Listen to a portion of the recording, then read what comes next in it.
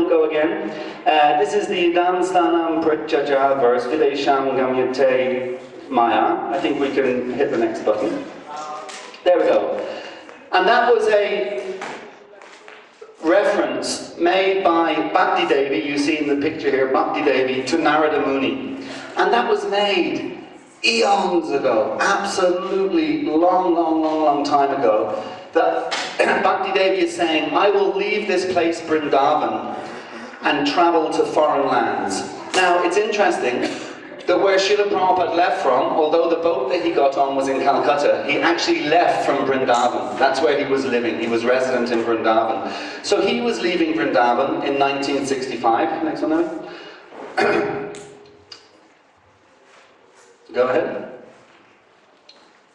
So he was leaving Vrindavan in 1965 to actually fulfill what Bhakti Devi had said to Narada Muni, to spread the glories of Bhagavatam. And it's interesting that we know that Srila Prabhupada, when he brought with him, he had the equivalent of, he had 40 rupees. That's what he brought with him, about $6 I think at the time. He brought a bag of grain, a bag of granola or muesli or whatever we want to call it. And he brought obviously some clothes with him. He brought an umbrella, which we can conclude was a good idea because he was going to the east coast of America. So they're the things that we know that he brought. But the other significant thing he brought with him was many volumes of Srimad Bhagavatam. So Bhakti Devi was saying to Narada, I'm going to leave Vrindavan and spread the glories of Bhagavatam to the Western world. So Srila Prabhupada, he actually brought Bhagavatams with him when he left. And the other thing he did, as soon as he established temples and centers in the Western world, one of the first things he did was, he had every single day in those temples, and still today we have that, right to the very day, Srimad Bhagavatam classes on Srimad Bhagavatam. So we can connect this prophecy of Bhakti Devi to actually what Srila Prabhupada did in 1965.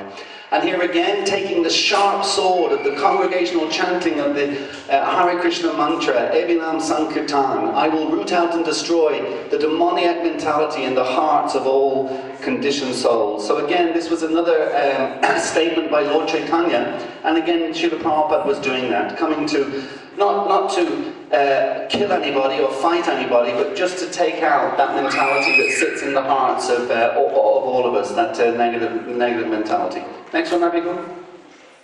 If some sinful people escape and giving up religious principles go to far-off countries, then my Senapati Bhakta will come at that time to give them Krishna consciousness. Senapati, military field commander, Bhakti is a devotee.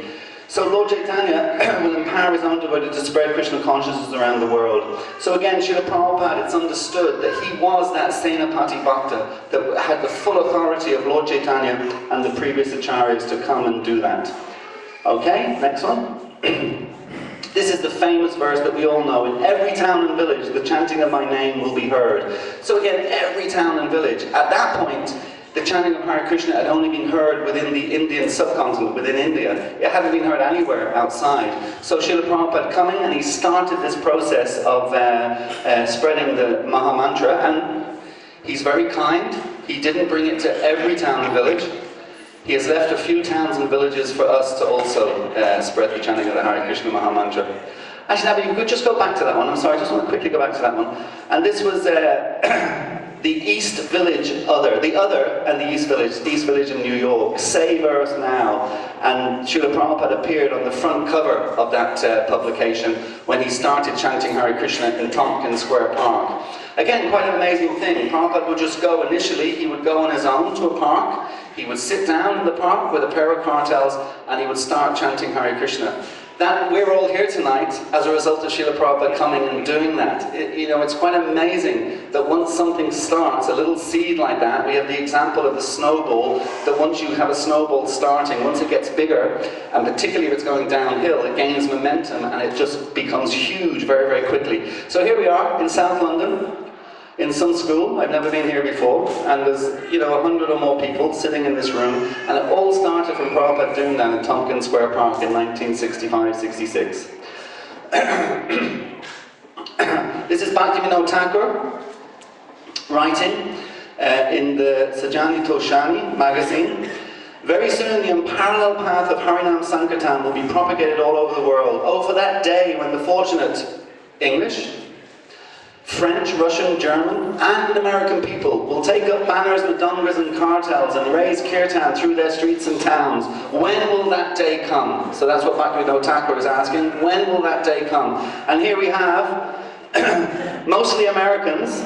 They are listed there. Maybe there's a few Germans and Russians and French and English there as well, but they're mostly Americans. And that's on Boston Common in 1968, I think it is. 1968 on Boston Common. And for any of you in the room who know ISKCON devotees reasonably well, you'll see between the two Matajis at the front there, at the back, with the glasses on, with his hands in the air. You see that? Yeah. That person? Anyone want to guess who that is?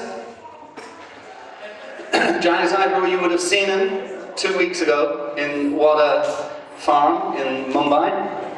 That's Ramapad Swami. Just to let you know. So anyway, this was Bhaktivinoda Thakur's prediction. When will that day come? That day has arrived, and it's happening every day of the week all over the world now, the chanting of the Hare Krishna Maha Mantra by all these different nationalities.